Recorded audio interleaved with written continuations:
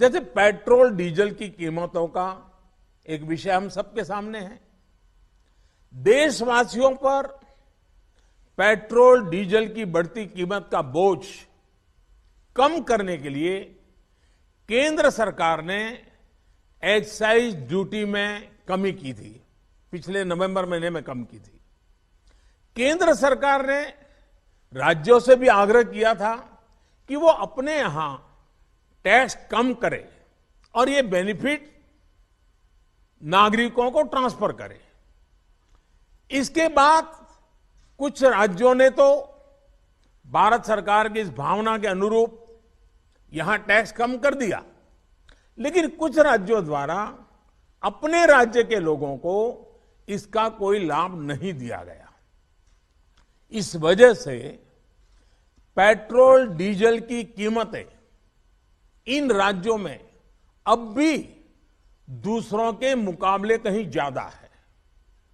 ये एक तरह से इन राज्यों के लोगों के साथ अन्याय तो है ही, साथ ही पड़ोसी राज्यों को भी नुकसान पहुंचाता है।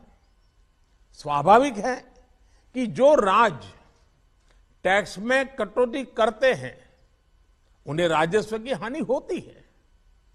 जैसे अगर कर्नाटका ने टैक्स में कटौती नहीं की होती तो उसे इन 6 महीनों में 5,000 करोड़ रुपए से ज्यादा का राजस्व मिलता।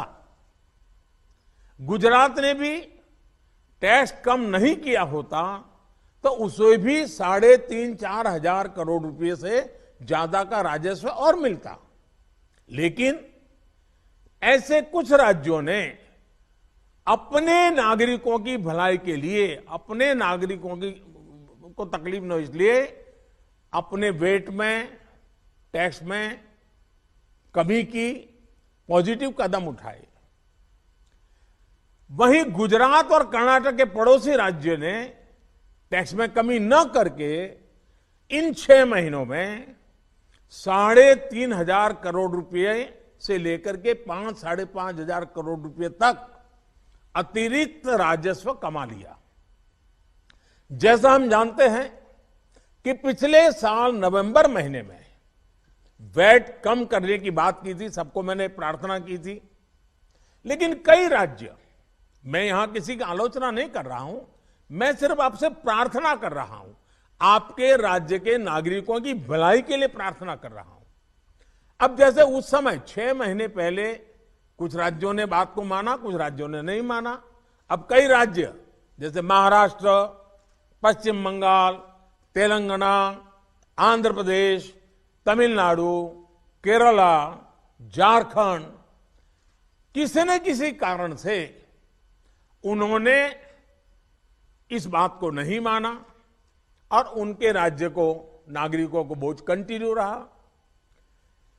मैं इस बात में नहीं जाऊंगा कि इस दौरान इन राज्यों ने कितना रेवेन्यू कमाया, लेकिन अब आपसे मेरी प्रार्थना है कि देश हित में आप पिछले नवंबर में जो करना था, 6 महीने डिले हो चुका है, अब भी आप अपने राज्य के नागरिकों को वैट कम करके इसका बेनिफिट पहुंचाइए।